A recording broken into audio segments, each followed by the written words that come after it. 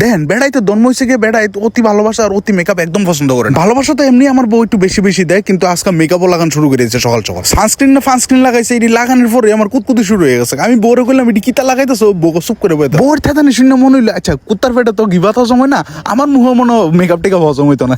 তারপরে আমার মেকআপ সেকআপ করাই দিয়ে নিজে দেখেন না যেটা লেগে জন্মই সেটা করতেছে, মানে মেকআপ আর কি। দেখেন 10 কথার এক কথা, ভালোবাসা আর মেকআপ যেখানে যদ্দূর লাগানোর দরকার ওদ্দূরই লাগাইবেন, বেশি লাগাইলে হাসির পাত্র হইবে। তো আমার এই কথাটা মাথা থেকে আমরা দুজন বেটাবেটি মিনিমাম মেকআপ করে আজকে একটা জায়গাতে যাম। মেকআপ কম হইলেও কোনো অসুবিধা নাই, কিন্তু অর্নামেন্ট সব লাগাই দিব। যে মেকআপের ঘাটতি লিয়ে চলে হে একটু মেকআপ কম করছে, আর যে কোনোদিন মেকআপ করে না হে আজকে একটু মেকআপ করছে। তো দুজনের একটু ফাপ হইছে, তো ফাপ মোচন করার লেগে মাথাতে একটু গঙ্গা জল দিয়ে নিজেরা শোধন করে লইলাম। দেখেন ফাপ জীবনে সবাই করে, কিন্তু কিছু কিছু আছে বেহায় ভাবি। মার্ডার কইরা 10 বছর জেল খাইতেছে, আয়া কয় কিতা জানেননি, কুম্বর থেকে একটা ডুব দিয়ে যদি ফাপ টাপ কিছু মুছন হয়। কেমন বেহায় হইলে এসব কথা কইতে চিন্তা করেন।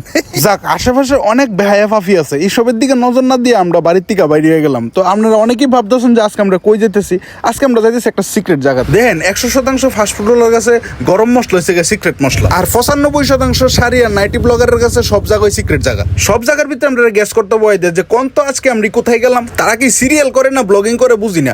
সব ভিডিওর ভিতরেই আজকে এই পড়বো কালকে এই পড়বো। ভাই তোমরা যদি এইসব আদিলকামি করো তাহলে ব্লগ সব করো না, তোমরা জি বাংলার যাও না। মানে হগল ভিডিওর ভিতরে আমার সাথে কি হয়েছে দেখুন, আজকে আমি কোথায় গেলাম, এইসব যদি করো তাহলে এটার ব্লগ কর না, এটার নাটকই কর। আমরা বালাভাবি বুঝি যে তোমার সাথে কিচ্ছু হয়েছে না, তুমি কোনো কানই গেছো না, উদ্দাগামে নাটক করতেছো। যাক, আমি কিন্তু গরিব ফইনি ব্লগার না, আমি আপনার সুজা কয়ে দিই কোনো সিক্রেট মিক্রেট জায়গা নাই। আজকে আমরা যাইতেছি মাতাবাড়ি। দেখেন আমি যেখানে বাস করি এটার নাম হচ্ছে আগরতলা। আগরতলা হচ্ছে আমার শহর।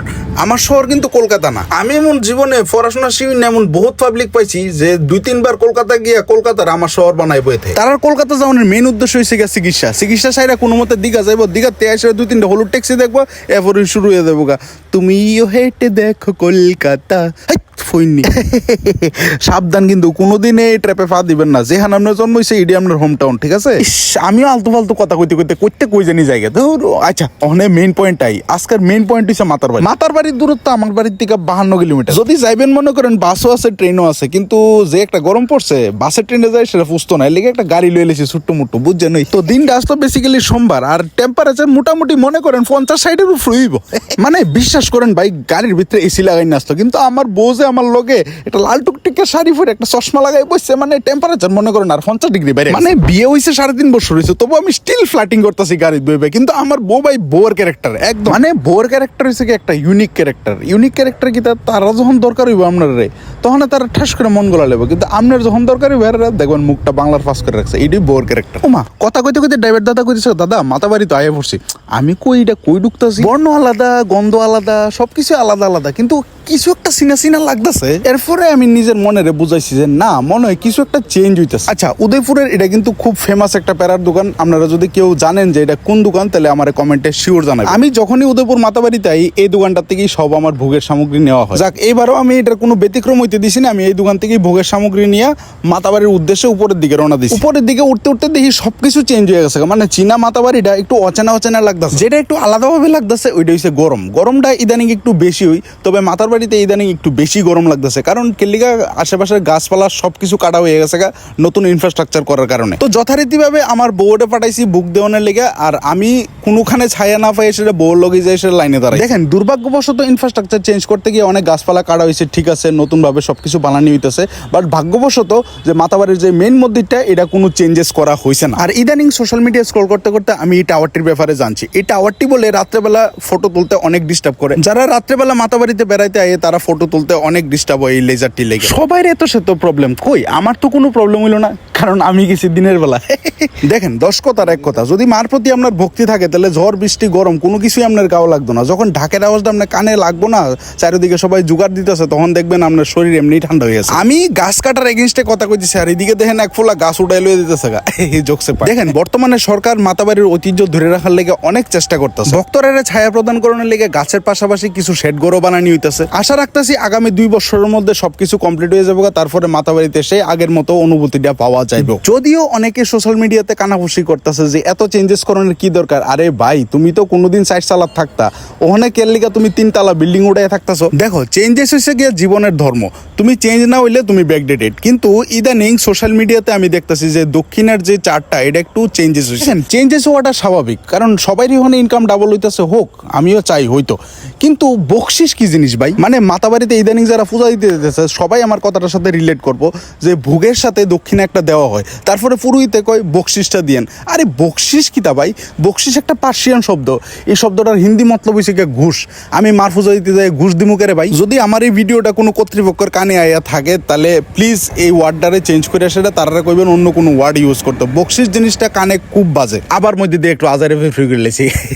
আচ্ছা, যে কথাটা কইতেছিলাম, সোমবারে গেছি কারণ ভাবছি যে রবিবারে অনেক ভিড় হয় তো সোমবারে যাবো, কিন্তু ভুলবশত ওই দিন আসলো অন্নপ্রাশনের ডেট। না, আশেপাশে অনেক ফুটফুটে কচি কাঁচা দিকে সেটা আমি আমার বউরে কই, কি গো আমার বউ কো আমি বউয়ের থাতে নিশুন না মাথা ঘুরাই পড়তে আসলাম। এমনি পিছনে দেখি মাহি আর মেহুল হয়েছে কি আমার বন্ধু বাপন আর অঙ্কিতার যমজ কষ্টের ফল। আজকে মায়ের আশীর্বাদে তার অন্নপ্রাশন। হ্যাঁ, একটু আগে আমরা কইতেছিলাম যে ঢাকের বাড়ি আর জোগাড়ের একটা আলটিমেট কম্বিনেশন আছে, নেন শুনেন।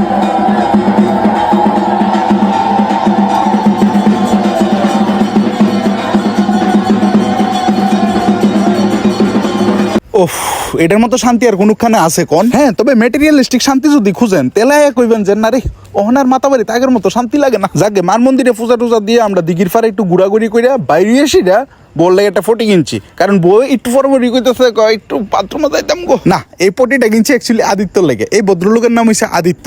আদিত্য হইছে গিয়ে আমার বউয়ের বান্ধবী লিম্পার কষ্টের ফল। তো আজকে বেচারার অন্নপ্রাশন, মানে মুখে ভাত। তো আজকের পরের থেকে বেচারা একটু শক্ত শক্ত খাইবো আর শক্ত শক্ত পটি করবো আর। যাক, আমরা তো সেলিব্রিটি মানুষ, বুঝছেন, মানে যেন যে পাইতেছে হে ওই ছবি তুলতে দাঁড় করা দিতেছে। আজকে আদিত্য কইতেছে কাকু তুমি যদি আমার লগে আজকে ছবি না তুলো আমি কিন্তু ভাত খাইতাম। নো, ওইসে নিয়ে অন্নপ্রাশন। এবার যে মাত্র ছবি তুলছে এমনি আদিত্য আমরা সাইড করে দিয়ে নিজে গিফট লন শুরু করেছে। না, আদিত্য আজকে সেলিব্রিটি হইলে হের মনটা কিন্তু ভালো আছে। যেই মাত্র দেখছে মাসি আর মেশু সাইডে মন খারাপ করে দাঁড়িয়ে রয়েছে, এই মাত্র আমরা ডাকে লইছে আয় মামি বাপার লগে আমরা একটা ছবি তুলে লাই। ও মা, এরপরে আদিত্য টিকিন নাগাল কেডাফা এই থাম্মা দাদুর লগে যে একটা নাচা শুরু করছে, মানে কি কইতাম। দিন শেষে আদিত্যবাদ, এবার হারা দুই বান্ধবী। আচ্ছা, আমরা তো ইন্ট্রোডিউস করাইতে ভুলে গেছি। এই যে আমার বউর লগে দাঁড়িয়ে রয়েছে সুন্দরী মহিলাটা, এটা হচ্ছে লিম্পা, মানে আমার বউ, মানে আমার বউয়ের বান্ধবী আর কি।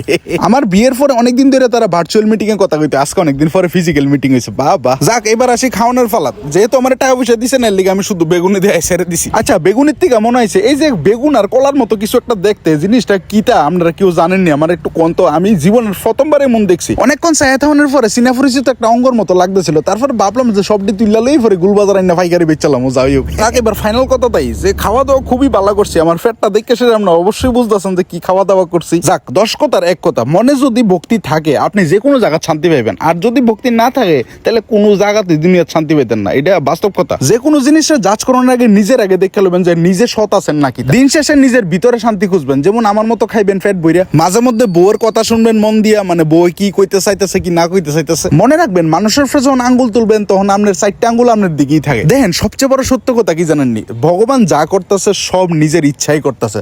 যা মানুষে করাইতেছে সব নিজের ইচ্ছাই মানুষের দিয়ে করাইতেছে। সবকিছু যেমন জীবনে দরকার তেমন পরিবর্তনটাও দরকার। পরিবর্তন না হইলে কোনো কিছুরই মজা পাইতেন না। আচ্ছা যাক, বেশি কথা আর কইতাম না। আজকে ভিডিওটা অদ্ভুতই। সবাই ভালো থাকবেন। I love you.